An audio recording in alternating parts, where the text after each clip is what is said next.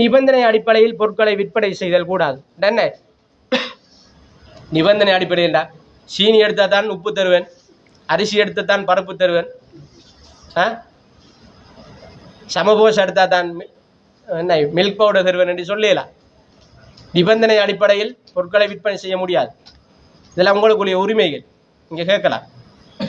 அடுத்தது, விற்பனைக்காக தமது உடைமையில் வைத்துள்ள பொருளை விற்பனைக்கு மறுத்தல் கூடாது. தன்னு நாளைக்கு சாமானுக்கு விலை கூடுதல் என்ன செய்வாங்க? நான் இன்றைக்கு கொடுக்கல, அது எந்த நுகர்வுக்கு இருக்கு என்றெல்லாம் சொல்லலாம். 1000 கிலோ மாவை வச்சுக்கொண்டு எந்த நுகர்வுக்கு சொல்லலாம். கடையோட வச்சு சீல் பண்ணலாம். செக்ஷன் 58 கீழே.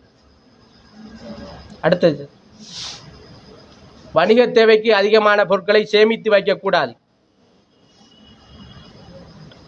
பல்கா சாமான் அவர்கிட்ட மட்டும்தான் இருக்கணும். என்ன செய்யுது? நிறைய சாமான் அவரே வாங்கி ஒரு இடத்துல ஸ்டோர் பண்ணி வைக்க இயலாது. விற்பனை பொருட்களை தம்பசம் வைப்பில் வைத்துக்கொண்டு இல்லை என கூடுதல் குற்றம். சாமானை வச்சுக்கொண்டு இல்லை என்றும் சொல்ல இயலாது. கொள்வனவு செய்யப்பட்ட பொருட்களின் நிறையினை எடை போடுவதற்கு விற்பனை நிலையத்தில் தராசு காணப்படுதல் வேண்டும்.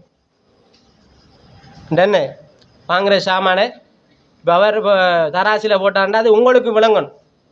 அவர் மட்டும் வச்சுக்கொண்டு பார்க்கல, அது சட்டம் இல்லை. அதுக்கு எதிராக வழக்கு தாக்கல் செய்யலாம். நீங்கள் முறையிடாட்டியும் நாங்கள் போய் டெஸ்ட் பண்ணி அது ப்ரூவானா அவருக்கு எதிராக வழக்கு தாக்கல் செய்யும். அடுத்து, இதுலேருந்து என்ன விளங்குது? யாரும் விளங்கினார்கள் சொல்லுங்க. ஒரு ஆள் விளங்கி.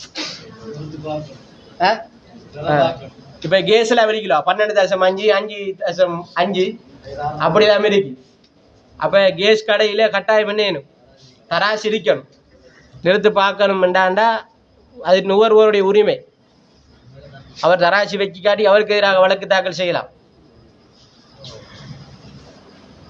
யாரும் பார்த்திக்கல. அதுக்கு முதல் 12.5 நிறுத்து பார்த்திக்கல, எடுத்துன்னு வாரானா இல்லாட்டி வழக்கு தாக்கல் செய்யலாம் எதிராக. அடுத்தது, நுகர்வோரால் கோடப்படும் சந்தர்ப்பத்தில் கட்டாயம் பற்றுச்சீட்டு வழங்கப்படுதல் வேண்டும். இப்போ பற்றுச்சீட்டுக்கான பில் நீங்கள் கட்டாயம் வியாபாரி கொடுக்கணும் இல்லை, நீங்கள் கேட்டால் கட்டாயம் கொடுக்கணும். அது சட்டம். அதில் என்ன இருக்கணும்? பற்றுச்சீட்டில் விற்பனை செய்யப்பட்ட தேதி இருக்கணும், விற்பனை செய்யப்பட்ட பொருட்களின் அளவு, விற்பனை விலை, விற்பனை நிலையத்தின் பெயர் மற்றும் முகவரி, விற்பனையின் வகை, மொத்தமல்ல சில்லறை குறிப்பிடப்பட்டிருத்தல் வேண்டும். ஏன் நமக்கு பில் முக்கியம்? அரிசி சீனியன் பிரச்சனை இல்லை. பெரிய விலை கூடிய சாமான்கள், பெரிய டிராக்டர்கள், பெரிய ஏசி, அது கிளம்பினு கட்டாயம் பில் இருக்கும். அது இருந்தால் தான் நீங்கள் அவர்களுக்கு எதிராக வழக்கு தாக்கல் செய்து அதற்குரிய நிவாரணத்தை நீங்கள் பெற்றுக்கொள்ளலாம்.